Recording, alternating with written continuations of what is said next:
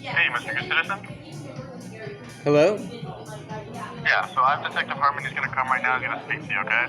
All right, thank you. I appreciate it. Of course, I'm just going to be placing you on hold still.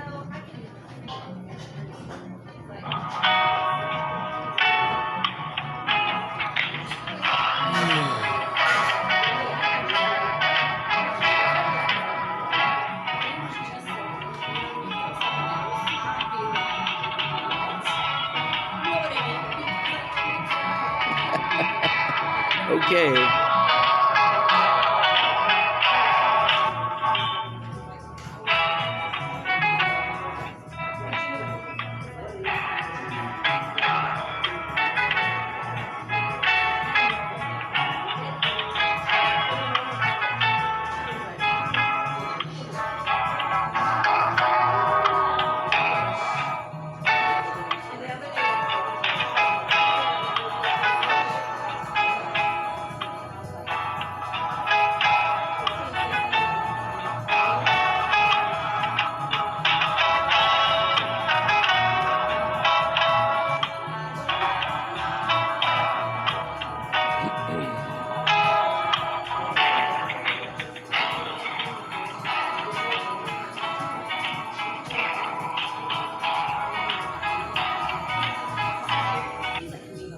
Detective Hartman, you. Hi, this is Good Citizen. I was just calling you back. I went and talked to the people at the Thai restaurant. No one called back. So who was it that called back? The person that initially called the police that day called back 15 minutes later that the suspect was gone and the police's response was no longer needed. Oh, the suspect was gone. You left that part out. Yeah, everyone here dealt with it. The staff at the restaurant, myself, the guy who cleans up here and is security here, everybody else dealt with it because you guys didn't show up. And it was longer than 15 minutes. Okay, well, I looked at the comments of the call, and it's a 15-minute time gap between the call is generated. So when someone's threatening people, you guys don't show up for... How long does it usually take you? Well, if somebody calls the police and they later call back and say the police are not needed, then we do not respond. Oh, okay. So what happened to the other one? Did you get the one for the coffee?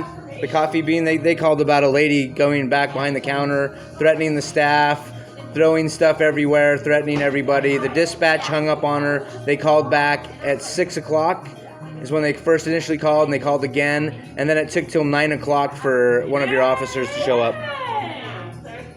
Okay, and what day did this transpire? Do you want me to find out for you? Well, I mean... You guys don't have a call for service to the coffee bean here at the same address? I guarantee it happened. 44 Lancashire. Yep. Okay. I don't have the comments of that call. The only reason I remember the Thai restaurant is because someone brought it to my attention. Who brought it to your attention? One of the other officers brought it to my attention. Brought what to your attention? The Thai restaurant call. Why would that matter? I don't understand why that would stick out. You know, unfortunately, sir, I have kind of a weird memory. So when someone mentions a Thai restaurant and a call for service, for some reason I remembered it, and I brought up the comments of the call, and it was, I remember Well, there's lots of Thai restaurants. Maybe it was a different Thai restaurant. I mean, crime is rampant around here, isn't it? Well, if you want to get down to the nuts and bolts of things, I think crime's rampant in all of LA County. Oh, yeah. Big time, yeah. And we can all thank George Gascon for that. Is that who we should thank? Oh, amongst other people.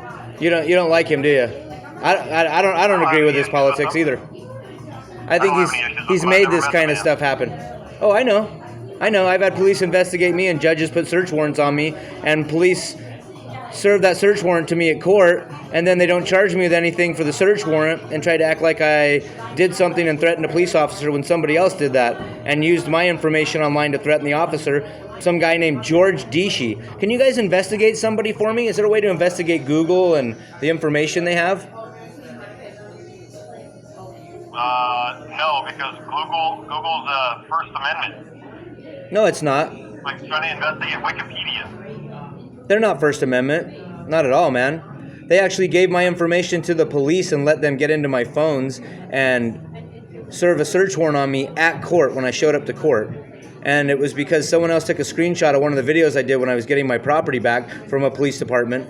And then because of that, some guy on it, this is what they said in court.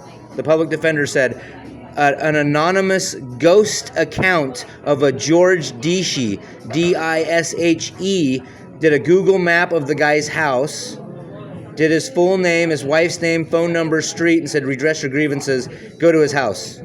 And because he did a link to my YouTube video where when I was getting my property back, they were harassing me over a return of property court order from the commissioner there, then that police department harassed me and then served me with a search warrant at court, took my phones, had a warrant for my computer devices, but left my other iPad in my car and my laptop and left my car wide open with other things in there like black powder rifles, crossbow, a couple hatchets for camping, and all sorts of things that could be considered a weapon. They left my car wide open while I was locked up in jail and charged me for a baton because I used to do security work and my permit expired. So they charged me with a baton. The DA wouldn't take the case, but the city attorney decided to conspire with the police department and other people, and they pressed charges on me. But then they never pressed charges on that. They ended up pressing charges on me for a weapon, having a deadly weapon, they said, and charged me with a misdemeanor, even though they had no reason to take that from my vehicle.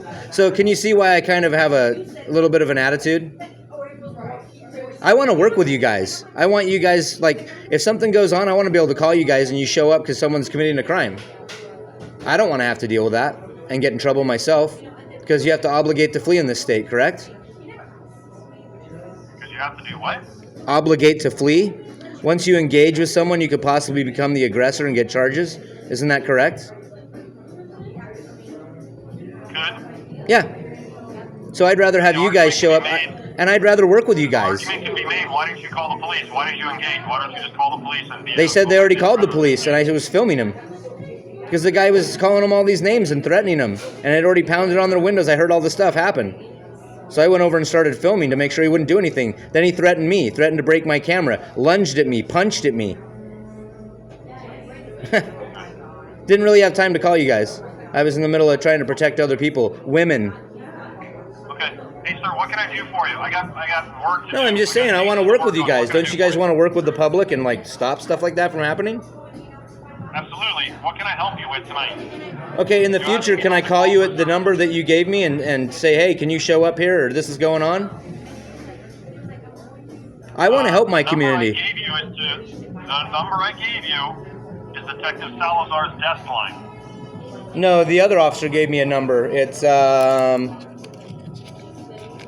he said it was your number, 818-754-8446.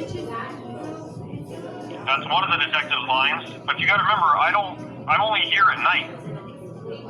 Okay. I'm not here 7 days a week. Okay, I'm not saying you're there 7 days a week. I'm saying, is there any way we can have some kind of dialogue? I want to help protect the community. I want to help you guys protect the community. I want to highlight you guys when you do a good job. I really do. Okay. Help me help you. If you see a crime in progress, call 911. Yeah, and you guys don't show up, though. What else can I do for you, sir? So you don't want to give me a direct number I can call in case something's happening in my community? All right, fair enough. I guess we'll just blame it on Gascon. We'll just blame Gascon then. Okay, have a good night, sir. All right, Hartman. 36318, right? That is correct. All right, well, have a safe night. Thank you, sir. Good night. All right, good night.